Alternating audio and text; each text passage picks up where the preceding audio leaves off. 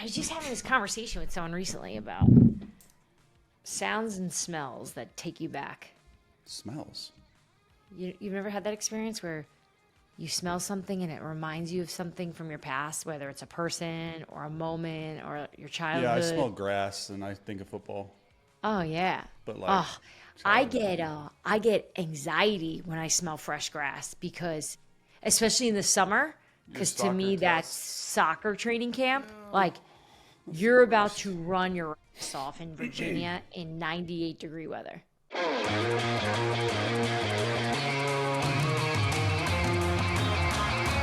Welcome into Scoop City. I'm the Atheltic Senior NFL Insider, Dianna Russini. Do not forget to like, subscribe to our YouTube channel, Scoop City.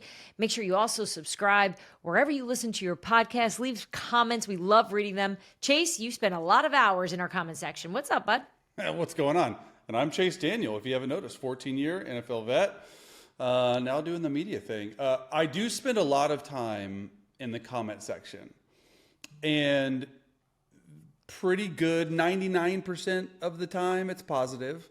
There's that 1% that like attack me, and then there's that like 0.01% that says Dianna needs to turn off her phone because of all the notifications. And I said it's definitely Dianna, but that's her job, right? Yeah, just bear with me on that. I'm sure there's a way I can figure out how to turn off sounds and alerts, but trust me, you would rather deal with the sounds in your ear right now, or if you're watching, than looking at me frustrated I missed something, because I've had a few of those recently and I'm not fun to be around. Smelling salts are all the hype right now. Chase, did you do that when you played? Did you smell those things? There would be this is actually a great story in most locker rooms. I don't know if people heard this. I'll say it quick. There used to be a Gatorade bottle, like a 24-ounce like Glacier Freeze Gatorade bottle, that some people, I'm not going to say names, would wrap black pre-wrap around it so you couldn't see what was in. And there was probably 50 smelling salts in there, and they would just shake it up, and go around, and there would be like this one dedicated guy that would go around to everybody before games, like, smell.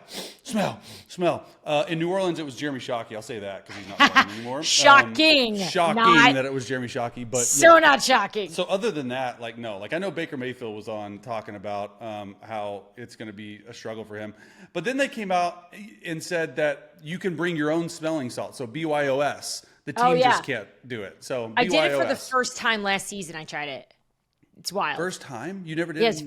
We didn't, in soccer, we didn't use that because, we're elite athletes that were trained well and didn't need that extra punch of whatever the heck is in there. But I personally loved it because it is a jolt. It gives you a jolt.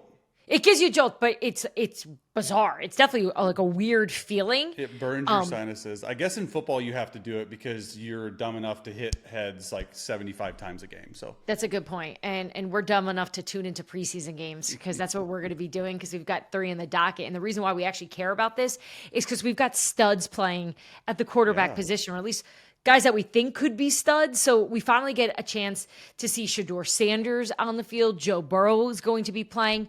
We'll be able to check out all of that. I am fresh off a joint practice between the Commanders and the Patriots. We had scuffles and fights. We had some good football too. We had celebrities on the sideline. So bloody lips.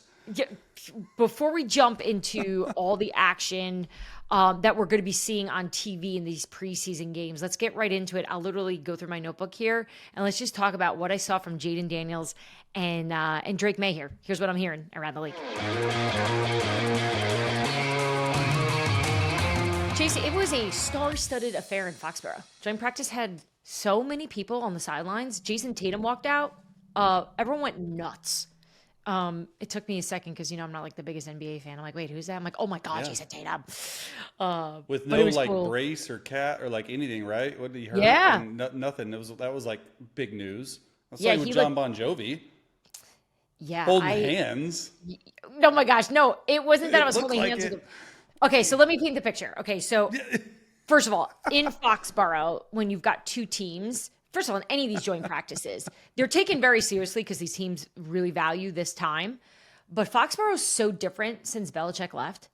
You know, Really? there's such a vibe there. He looks smaller than you, by the way, John Bon Jovi. John Bon Jovi. Well, so I walk out and I'm on the sideline and I see, obviously Patriots owner Robert Kraft walking out with John Bon Jovi. And I start freaking out for obvious reasons. You have all like the New Jersey connections and it's John Bon Jovi. So I was with our colleague, Mike Silver, and he's like, let's just go say what's up. So we did. And we went up talking to John and we talked about rest stops. Like that's such a Jersey thing. Wait, like what? Like, Where you don't pump your gas? Yeah, well, that too. I know you always make fun of it. But so I love that I say John, like we're really tight now. I told John that my dream is so when you land at Newark Airport, and if you've ever landed at Newark, I hope you know what I'm talking about. There's this like paint, it's like a portrait. It's actually a banner. It's a banner that's like, welcome back to New Jersey. We're proud of our own, and it's paintings of the famous people from New Jersey. I would love to achieve something big and get up there one day. Who would be Whitney Houston, Bon Jovi, Whitney right? Houston. Like, yeah, Whitney Houston's from Elizabeth. Who else New Jersey. is up there? Well, obviously Bon Jovi's up there. Bruce Springsteen is up there. Connie Chung, Kelly Ripa. God, you guys got a lot, huh? There is a section to the right of Kelly. I could easily squeeze in if I do something big in the next few years. Big dreams. So I was telling Bon Jovi this, and he knew what I was talking. He's like, "Wait, that's your dream?" Wait, like, he doesn't fly through the public terminal. How would he know that? He's in the private. He knew, and you just heard how I described it. Wasn't that interesting? He knew exactly what I was saying, and he's like, "Why aren't you dreaming bigger?" Like a rest stop. I'm like, oh my, because he's got a rest stop. So at all the different rest stops on the New Jersey Turnpike, they're named after, and on the Garden State Parkway, they're named after New Jersey greats as well. And there's a John Bon Jovi rest stop. What do you do at rest stops? Bathroom? Are there snacks Bathroom, there? food, Shake Shack, coffee, It's basic, but it's a big deal to have that. So he's right. He's right. I got to dream bigger. But yeah, anyway, Danny Amendola was down there. It was awesome. It was definitely a high energy and a very crowded practice. So I hope I just painted a picture of just a regular Wednesday afternoon with a lot of juice, actually. How did Drake May look? Because I've heard really some good things. Really good. Okay, so like literally this is my notebook. Like I have my notebook because I was taking notes. Oh, you have actual notebook. They have you up on a hill so you can see down on it. And Yeah. you know how it goes. They weren't doing any 1v1s. They were just doing all 11v11. That's such a soccer term. 11v11, No, I love it. right? That's exactly what it's called in football terms. That's exactly what we call it. I've had this conversation with coaches before, and I'm always like, I'm saying that I can't change my brain. It's just like how I look at the field. Well, yeah. Teach our viewers. 11 versus 11 means 11 guys on offense, 11 guys on defense. Full team drills. So they just did the team drills. So I kind of wish I could show it to. All right, Drake is a stud, huge future. Like that was my takeaway. Wait, Drake is a stud. He just had really good pocket presence, good footwork. He was making some throws that were impressive, and maybe I went into camp with an attitude of he's got a lot to do still and a lot of growth, which he does, just like any second-year quarterback. But I liked what I saw. I thought it was really good. Josh McDaniels is helping that? Because I'm sure that's the biggest thing there, especially with Mike Vrabel, right? Defensive head coach, obviously like CEO, but defensive, special teams. And then he brings back in Josh McDaniels. That has to be a relationship that you talked about, right? Absolutely. We did. And I talked to Josh as well on the field, just about what that's like coaching somebody this raw, but yet has so much talent. Yeah. So the good news is we are going to head out to the Minnesota Patriots joint practice next week too. And I want to definitely dive more into Drake. And maybe we'll even just do a whole conversation about Drake. Drake is going to join the show as well. So that'll be cool. So we'll ask him some of these things about how Josh has helped him and how this playbook looks different compared to what he was doing last year. But in terms of like offensive line, because that's been the story, it's like Drake May's growth and then the offensive line. I was talking to a coach on the ground during it, and I just asked him blatantly, like, what do you think of this O-line? And he's like, this was the best day they've ever had in camp. Like the left side of us. Really? He's like, the left side of our line is young, but these guys are fine. Like they are right there. Isn't it so crazy that like you can get and we did it in Denver, right? Isn't it crazy when you go to camp it just feels different. The access is different. You feel a certain way about a team once you see them in person versus like gathering information like you normally do, right? Yeah, because you're observing it, and then you have an opportunity to talk to people who are coaching up those units and find out, like, all right, like, are they doing the things they need to? And also, they're there with them all the time. So how far along have they come? I can tell you the buzz on the ground there from the Patriots media is this O-line doesn't look good. Yet I felt like I left with a different attitude. Interesting. So we'll see if I'm eating my words come the regular season and Drake is getting popped left and right and they can't move the ball down the field. What was the number one story you left in terms of Rabes? Like what like obviously the culture there, but there was a lot made about, you know, Mayo getting fired after a year and them going to him because they had him in mind. I mean, what kind of culture obviously like is he bringing? Like what's the one thing in your time there that stood out? Accountability. It's accountability. He's tough on these guys in the best possible way. He's definitely trying to establish what they're going to be and what their identity will be, and I can see it. It does remind me of the Titans. It does. Like that's not surprising because that's where he was. Thing. Yeah. It's not, right? They're scrappy, they're tough, they're smart, they're relentless. Let me just take you inside. So there's a player from the Patriots and a player from the Commanders, and they immediately kind of jump on each other. And Vrabel just comes out of nowhere like a WWE official. And he just dives face first and like gets, so it's like a sandwich, and he like gets in between them. Wait, you saw this live? Yeah. Everyone was going crazy. Wow. It was hard. Like my vantage point was because I'm not that tall. It was hard to see over the pile. So, but I saw Mike running across. Like he didn't run even that far. It was just but I was two like, guys? It was first two guys. Then everyone piled on over Mike. So there were guys. Are like that. Man, they were on the head coach. Like no one cared. Like everyone was all in.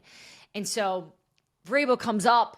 Finally, they all split, and he's got this gash on his face. And, you know, the trainers are running over, putting ice on it, trying to help him out. He was kind of laughing, and he wound up telling some guys on his team, he's like, oh, you should have seen the other guy, you know, doing that whole spiel. And he was running off, and I was chasing after him. I'm like, Coach, you know, why'd you do that? Like, you're 50 years old, you know, what are you doing?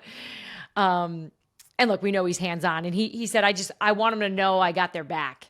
Players love that. That's what I said. Players love the fact that, one, he played, right? He played at a high level. And when players can have, and we've talked about this a lot on this show, when players have that in their back pocket, understanding that he knows what these guys are thinking, what they've been through physically, what they've been through mentally, the guys on the team, if it's like a guy like Vrabes, they want that accountability. They want you to not discipline them, but they want you to bring the best out of them. You can't just give in to every which way. And to have a head coach diving into a scrum head first, and it's, you know, August, like, come on now. Like, guys gotta love that. He's setting the tone. It is so different there. I think they appreciate that. He's going to join Scoop City next week too. So we have like an all-star cast next week. It's going to be awesome. So on the Commander side, okay, Jalen is so good, Chase. Jaden is so good. First of all, he's just an all-around superstar. Just watching him with the fans, and he's so patient and kind. And by the way, Drake was too. But I almost just followed Jaden around like a creep because I was observing him with everybody, and he's just the guy there. You used a tweet with Aura with him yesterday that I'm sure we will drop in right now because Mac's awesome.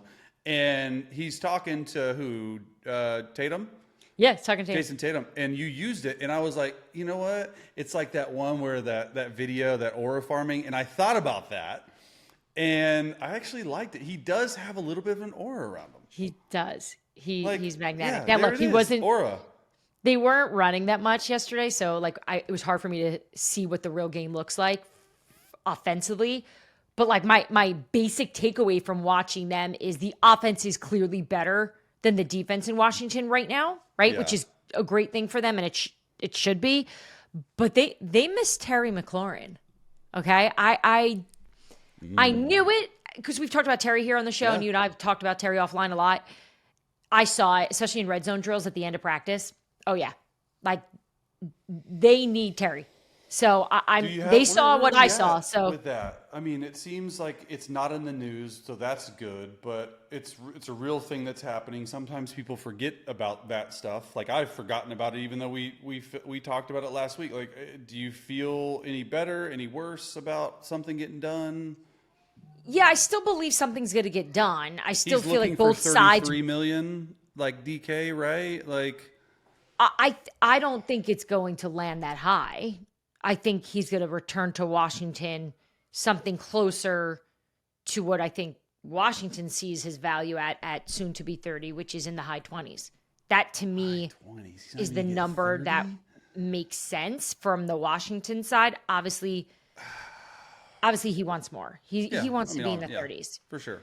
You know? Okay, but what if I told you that they signed him for 30 APY? Like, I think it's a great deal for both. I do too. Like I think I would love to see a 3 in front of it. I think that is, like, Terry probably wants 3 more a year. The Commanders want, just say high 20s, 27, 28, 29. Like, just land at 30, move on, get in camp. You don't want to miss too much of camp because that's when you get in shape. Yeah. We'll see how this unfolds. I was talking to some people on the ground about that too. Like, they feel it. They want him back, Like, why would you not want a guy like Terry? Seems like it'll end up in a good way. I think it does. It's just, somebody that would know on the ground was like, it's not happening like the next few days. Like, yeah, it's still going to be a little time. bit of waste. But look, this is a good time of year for the player side of this, for these conversations to heat up, because in the joint practices, you're getting exposed, right? They're seeing a new defense, new looks out there, and they're like, okay, yep, this is real. Yeah, like we need our number 1 receiver. Imagine that. Yeah, we need Terry. There's a reason why we respect him and love him, and he's helped Jaden grow so much. But yeah, their defense definitely lacks playmakers and big names. I just think that Dan Quinn scheme that so well, that we talk about, scrappy, that thing has got to be in full effect this year in order for them to have success. I mean, that sort of was an issue at the beginning of the year, and the Commanders were on and off, and Jaden was winning games by running the football. And then down the stretch, right, it was just the offense that took off with Cliff Kingsbury. They were averaging like 30-something points a game, like down the stretch.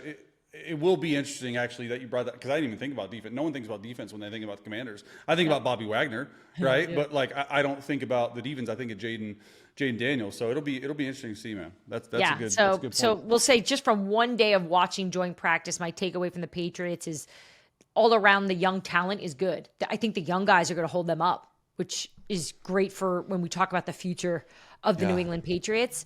And I think once they get Terry back for the Commanders, I don't think that offense is going to miss a step. In fact, I think they're going to take a step forward this season, just based on what I was able to see out there and just the swag that team has. They're fun. We're going to be going to Commanders camp too, actually, at the end of the month to see them and hopefully talk to Jaden. So we're going to be everywhere. Scoop City's everywhere. All right, so a lot of talk about these second-year rookies. These second-year quarterbacks. How about the rookies that we're going to see debut here in the preseason? Right, Cam Ward for the Titans. A lot of buzz about him.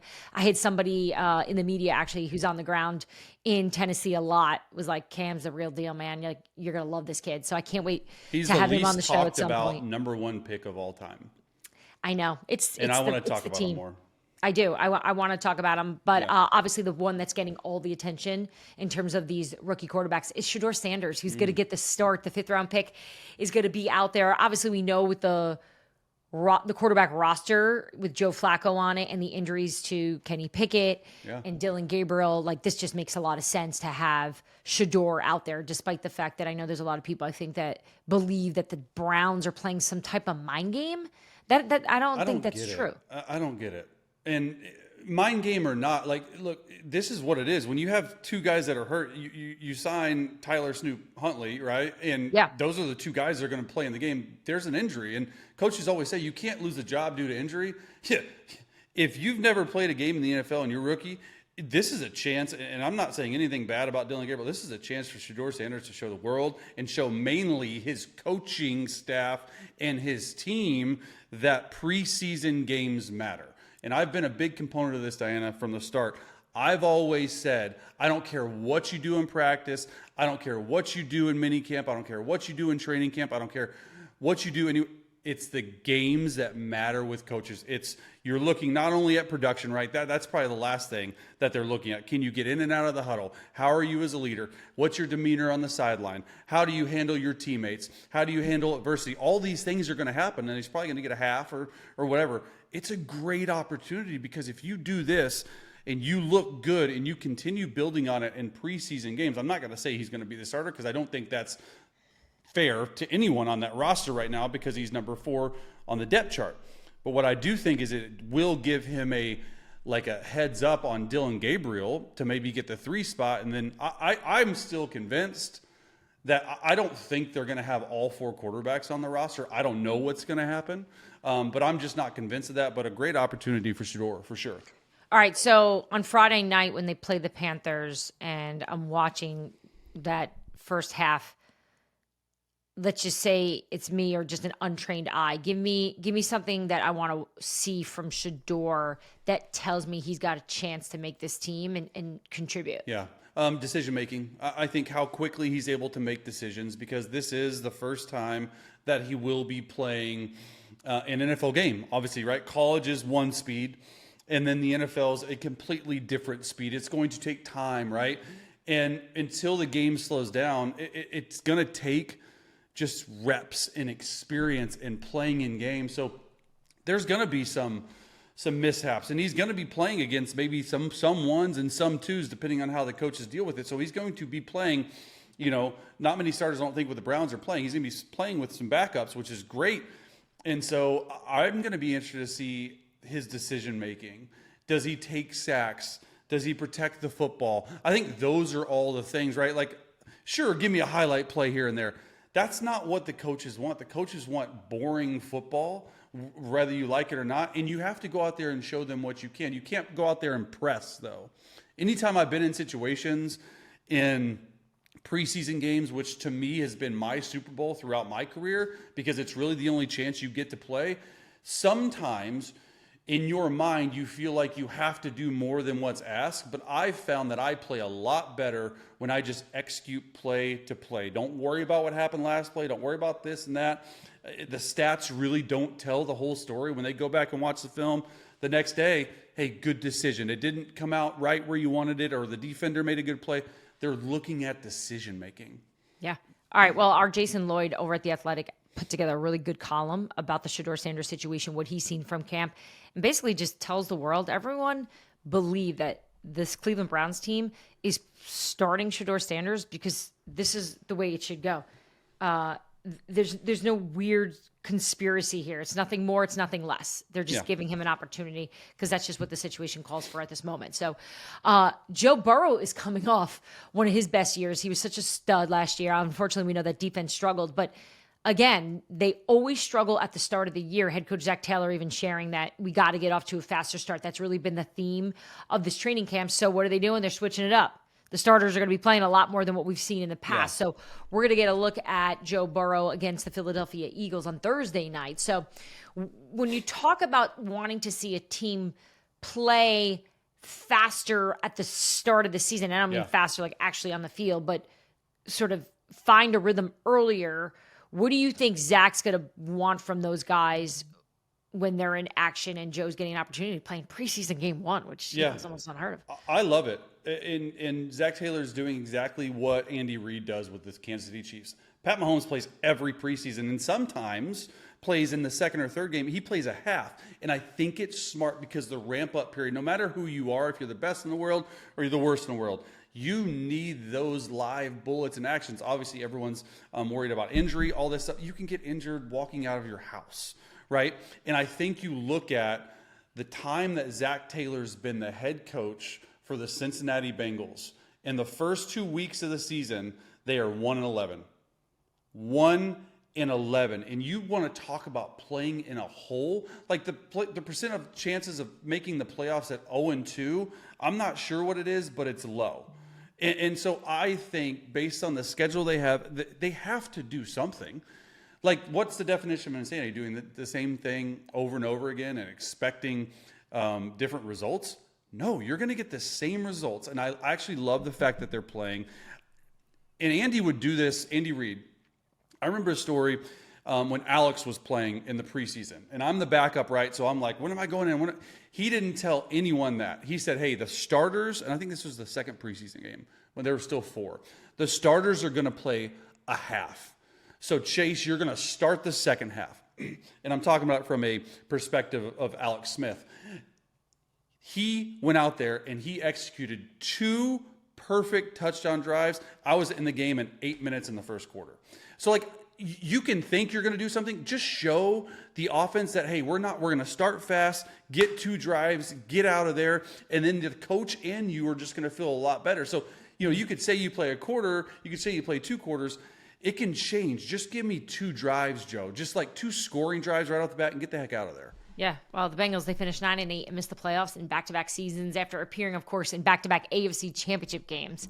So something needed to change, right? And like you said, taking a page right from the Andy Reid playbook, why not? They seem to have found success. Although you can argue the Chiefs have started slow too in years past, right? Like they've got their own set of issues, which we'll see how that shakes out this year when we start doing some more Chiefs stuff. They've been quiet, huh? I was texting with some people in Kansas City. I'm like, I'm not talking about you enough. Tell me what's going on down there. The silent assassin. That is true. Speaking of the silent assassin, Patrick Surtain is a quiet man, but man, is he scary. The reigning defensive player of the year sat down with us to rank the best quarterbacks in football, but he also shares with us where Bo Nix falls. You may be surprised. Join us next. Well, back here on Scoop City, Patrick Surtain joined the show in the last episode. We aired that whole interview with him, and we had a lot of different headlines coming out of that interview. But without a doubt, I think the most buzzworthy conversation that now others are weighing in on is the list that Patrick Surtain gave us of his top quarterbacks, right? That's so awesome. if you didn't hear the interview, we'll remind you that, or not remind you, but we'll let you know that Surtain's top 5 quarterbacks was Patrick Mahomes, Lamar Jackson, Josh Allen, Justin Herbert, Joe Burrow. No specific order, by the way. He didn't put an order in. I just want to make sure we get I know. I don't want to crush him on that. Surtain, Yeah. sorry about that. I think a lot of people are taking it like that's the order you have. He was just listing the top dogs in the league, and we just were throwing it in an order for him. But I think naming the top 5, it's fairly easy. Would you agree? Like, is that list standard? I think 1 through 4 is standard. 1 through 4 is standard. That's fair. I think 5, 6, 7, 8, 9, 10, because we like to do things in tens. That's where it gets a little bit unsure, probably. So I think 1 through 4 is like pretty normal. I think that's good. So why don't we do it? Why don't we do your list? You hate lists. I hate lists. This is one list I like because I do think people have such varied opinions on who falls where, and you study all of this all day long, and this is your expertise. So I want to see what your list is. You want to just kind of rip through? Yeah, I want to get your reaction to some of it, and just like back and forth. I mean, I think one, and it's Patrick Mahomes for me, and to me, he's on another level. And people love to stat dive, and people love to do this and that and another, and say, well, if you look at these stats right here in these last 2 seasons, compared to these guys over here, it's not even. I get that. There's no one, in my opinion, on Mahomes' level. And it's his clutch gene. It's that he's on pace to win the most Super Bowls ever by a quarterback. He's on pace to pass Tom Brady. He's on pace to do all these things. We were talking about for a while that the Chiefs were going to be the first team to ever three-peat, Dianna. It's never been done in the history game still, right? So they were close. Eagles whooped their butts. I get that. And then the next 3, it is so difficult. And like I have Mahomes in a tier, and then these next 3, Josh Allen, Lamar Jackson, and Joe Burrow in a tier to themselves. And they're really close to Mahomes. If you had to rank them, like I'm putting the MVP Josh Allen at 2. I love that he can throw the football, run the football. He can do all this. And I think he meant more to his team last year than any other quarterback. So that's probably why I have him at 2. Lamar and Joe, interchangeable for me. Literally, I really don't care where they're at. Both are excellent. Joe had his best year ever last year. I mean, multiple completions, 460 completions, led the NFL, 460 completions, almost 5,000 passing yards, 43 passing touchdowns in 2024. Not that many interceptions. That's where I went with probably. And then Lamar's 2-time MVP. Like, you can't go wrong with the top 4. Thoughts on those before I get to 5? Because then this is where it gets crazy. No, I'm in agreement. I'm fine. Even when Patrick shared with us, Patrick Surtain, what he thought, I had no issue. Because I hear them all the time. I think it's cleaner. Those are the clean ones. Now let's get saucy. I don't hate lists like you, but in my like I think that for me at 5, I'm going Matthew Stafford. Like, I think he's probably one of the most underrated top 5 picks of all time. Like he's won a Super Bowl, and there's this whole thing, right? Is Matthew Stafford going to be a Hall of Famer? Is he? I think he is. I think he's excellent. Now, even though he had an epidural in his back, which is freaking crazy, when he's playing at the top of his game, there might not be anyone better. Like, just pure thrower of the football, what he means to that organization. That's 5. Thoughts on that? High, low? I think I've heard it before. I don't hear it as much. Yeah. I'm dying right now to just see where you're putting Jalen. So I think I'm waiting for that more than any of these, because I know that that's the name that people like to pay attention to. Jalen Hurts? Yep. Okay. We'll get to him. We'll get there. We asked Surtain that. I think it was me. I think I was like, Jalen? He didn't put him in his. He actually didn't say anything. If you watch it back, you hear me go. So what does not saying something mean, Dianna? I'm not speaking for Mr. Surtain. I refuse. All right. So number 6, I think 5s. I don't think many people are going to disagree with that, other than Philadelphia Eagles fans. Number 6, I got Justin Herbert. A little high, I think, for some people. For me, one, is there some bias? Yeah, I play with him. And I understand his process. He had an exceptional year last year. Don't let the playoff game, just for this conversation, the 4 interceptions, 2 were his fault, 2 were not his fault, get you down. I think this is the year, though, where it's sort of, I don't want to say put up or shut up time, but he's got to win a playoff game this year. He's 0-2 in playoff games. I was part of the one, we were up 28 points in Jacksonville. He has to. I get the critics out there saying that. I think he's the perfect quarterback for Harbaugh. I think Harbaugh is the perfect coach for Herbert. So there's probably going to be a lot of strife there. Thoughts on that?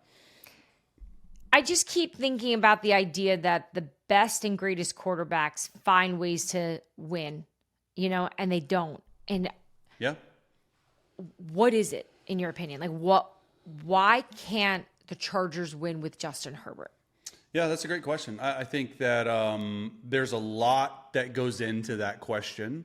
I think that for them to be able to make the playoffs in year 1 of Harbaugh, when you look at that receiving core and what he did really in the second half of the year with a rookie and Ladd McConkey, and that was really it. Quentin Johnson came on a little, a banged up offensive line, both running backs out. I just think he actually took a step up in the second half of the year. He started throwing, I think, for like 275 yards a game after week 8. But I think for him, you just have to get over the hump. I can't put my finger on one thing or another, but when your best is needed, he hasn't played his best. Yeah. All right, next. Jayden Daniels, number 7. I think Jayden, and we talked about him, we don't need to say much. I think Jayden, the way he plays the game is so fun to watch, especially as a young cat. I feel like his pulse level, Dianna, I feel like it never gets above like 80. Like it just like consistently calm, cool, collected. He can beat you with his legs, right? He's an extremely good runner. of the football. What's more impressive to me, and I saw this coming out of LSU, he's a legitimate pocket passer when he needs to be. I've never seen a young guy go through progressions at a rate that he does, and I love the fact that he's a force multiplier. He's not just the force, right? Like, you put him on this Commanders team that no one thought was going to do anything. Who was the force multiplier? Without a doubt, it's Jayden Daniels. He took them to an NFC Championship game his rookie year. Special for me. And we talk about the sophomore slump so much with these rookies that had such success last year, like him, and even the two second-year quarterbacks I saw on Wednesday. You know, I was thinking that, like, which of these two are going to probably deal with the sophomore slump? And I'll just speak on Jayden. I think with the coaching he has and that relationship he has with Cliff and his understanding of what they're asking of him, I could see him blowing through this, you know, and which is why I said earlier that I think they're going to take that next step. So he is the only second-year quarterback you have on this list. Who do you have next? Yeah, I got this was interchangeable, but I went with Jared Goff. I think he's probably the least talked about guy on this. I watched the Netflix show Quarterback, and first of all, super likable guy, just like a true California dude, super laid back. But he's sort of got ice in his veins. I forget, and it wasn't even that long ago, that the Detroit Lions defense last year was completely obliterated with injury. They were having to score like 40 points a game to be in games. And you throw 5 interceptions in the Houston Texans game, and you still find a way to win. I think he's, for me, a sneaky candidate in number 8. Yeah, and I'm interested in this upcoming season without Ben Johnson there. They had such a strong relationship. Yeah, that's a good point. Mike Silver wrote a great piece about them and sort of why they were able to find this marriage that just works so well. So Detroit in general, the coordinator question mark for me of what happens to this team without Aaron Glenn and Ben Johnson, something that you know, I think is going to probably be the story coming out of the gate, at least for September, right? Like, how are these adjustments made? How much do you think a coordinator really affects? When we say this, we're not overstating it? No. And some people will say, oh, it doesn't matter. I think it matters because this is a quarterback-driven league, and the offensive coordinator spends the most time with the quarterback out of anyone. And so if they're not on the same page, it'll show on the field. Yeah. All right, next. So we're at number 9 now.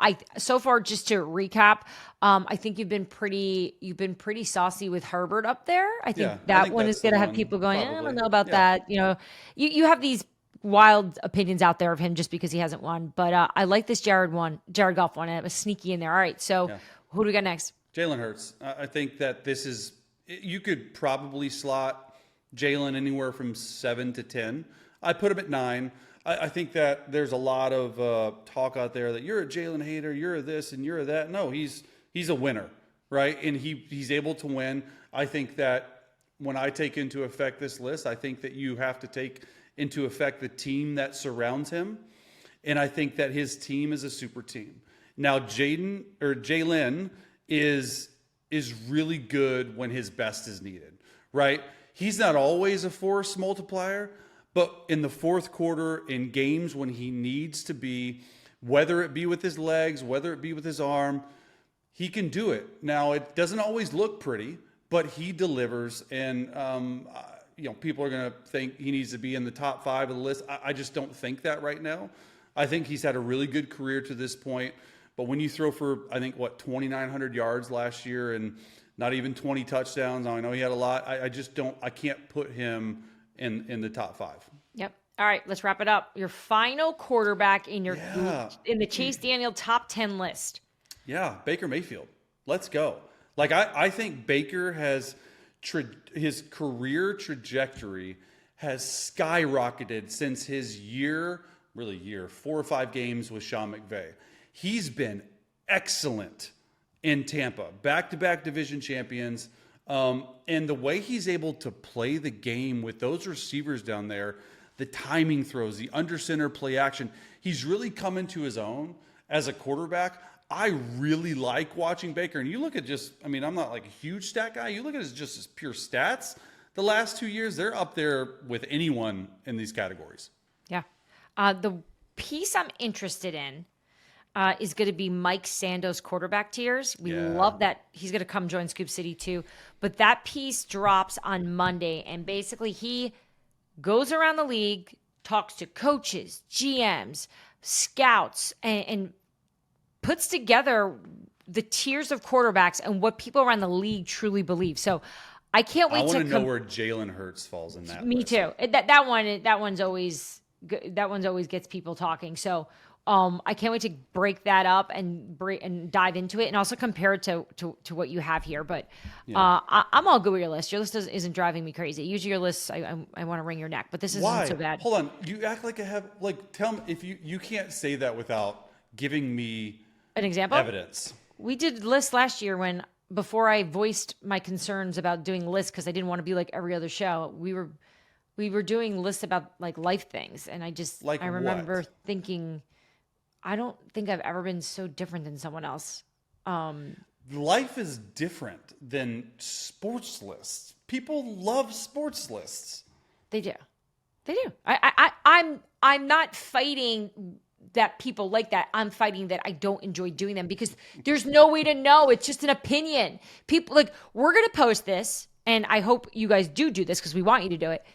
We're going to go right to the comment section after this thing drops, and people are going to be fighting with themselves over the fact that Hurts is not a top 5 quarterback. And you're going to see it's good content though, because I don't let me just preface this.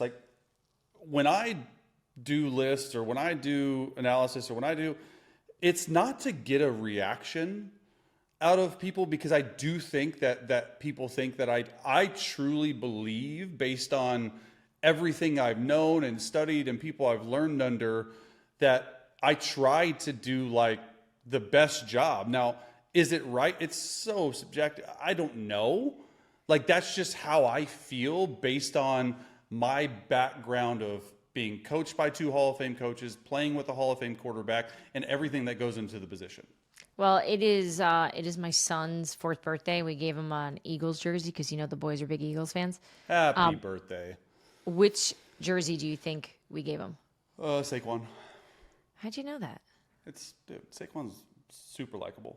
He had A.J. Brown last year. We changed it up this year. And I still love A.J. Actually, Joey has A.J. Brown now. But yeah, he got a Saquon.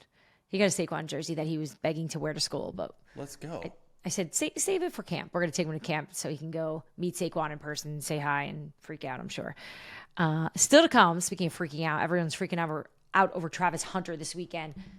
On both sides of the ball. Is he actually going to do this? Are we going to see him on both sides of the ball? We'll have the answer for you next.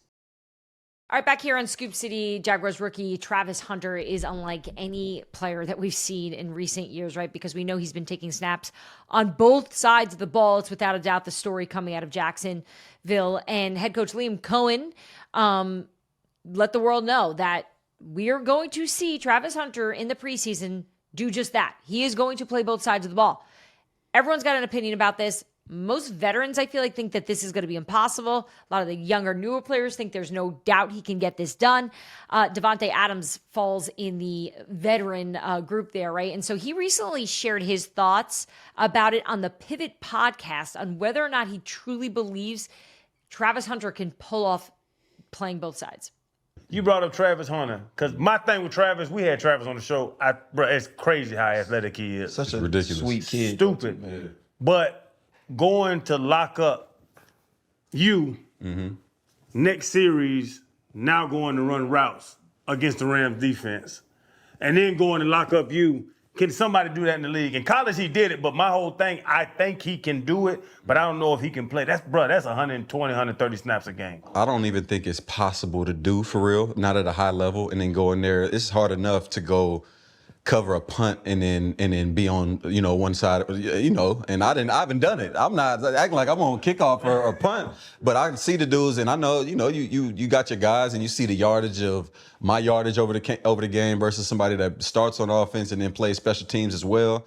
That's just a lot of mileage, man. And I don't know how long. I'm not even concerned so much if he can do it over the course of a game or a season. It's more like, how long is his career going to be if he's playing that many snaps? Because all you're doing is doubling your risk for injury, one. Right. And I don't wish any of that on him. I hope that he can play an injury-free season and go ball out. But I mean, that's just the reality. The more you're on the field, it's already 100% injury guarantee. Yeah. You know, once you get out there playing both sides, and now you got to tackle. Yep. You got to tackle Derrick Henry with that frame. Like, I mean, he's athletic as hell, but the athleticism, he better do some ninja shit if he want to use that to get him. It's a lot of football to play. Doubt them all. Everyone's doubting him. And I do wonder if there's part of that element that is motivating him too. Of, all right, no one thinks I can do this, or a lot of people don't think I can, but I want to. I just think the question is, will it be smart? And I thought Devontae kind of painted a good picture there of this is going to be a lot of wear and tear on you, a lot of football. You know, what do you think? I think he painted a perfect picture. I don't think that take is wrong at all. I think it's really well thought out. I think he says it from one of the best receiver in a game, like in Davante Adams. You can do it. Absolutely, you can do it. Are you going to be fresh? Will it be at a really high level on both sides? I've never seen it. I'm not doubting the guy. I don't think he can do it either. Like, can he play both ways? Yeah. Yeah. Can he be in meetings on both sides? Yeah. I don't think that's the issue. Can he practice? Yeah. I think the issue is you're covering guys like Justin Jefferson, Jamar Chase, Davante Adams for 70 snaps a game. And then you're going to go and you're going to run 80 routes, or it's not 80 plays on offense. And there is a conditioning level. He's in great conditioning. I think from what I've heard, I think the best way to do it, just looking at him on offense, I think you play him at offense full time, because I think he impacts a game offensively way more than a corner will. Like, you catch a touchdown in a game, or you have a big third down catch, it just impacts a game way more than having 2 PBUs at corner, right? You get 2 plays. And I think you have a package for him on defense. I think you have a package of 20 plays. Be like, hey, in third down and red zone, 2 minute, you want to be out there? If you're one of our best 3 or 4 DBs, you're out there. I don't care if it's a safety. I don't care if it's a nickel. I don't care if it's outside corner. He's really good ball skills. But to do it every snap, I just don't think that's feasible. Yeah, I think what you just laid out is probably closer to what it will look like when the season starts. We'll still say we'll see what they're going to decide here in the end. When we go out to Minnesota for that joint practice between the Vikings and the Patriots, I want to ask Justin Jefferson and Stephon Diggs about. They're going to say the same thing. I want to know if they'd be able to do it. Like, do you think you could do it? You know, if you had the skill set of a corner, because a lot of receivers think they can play that position. I've had conversations with all of them over the years of like, Corner's they think one they of could the do it. toughest positions to play. I know, it's so hard. It's so hard. I mean, cover a guy. You don't know where he's going. Just follow him. Yet you've got some of them that are so talented. Teams are changing their entire game plan just to stay away from them. Think about being that good, right? Like, you're that good that teams are just avoiding you on defense. Yeah. It's incredible. So a lot more to come from that story. We got a lot more news around the league. We still got the hold-ins happening. No updates there at this point on Micah Parsons, Trey Hendrickson, and, of course, Terry McLaurin, which we mentioned.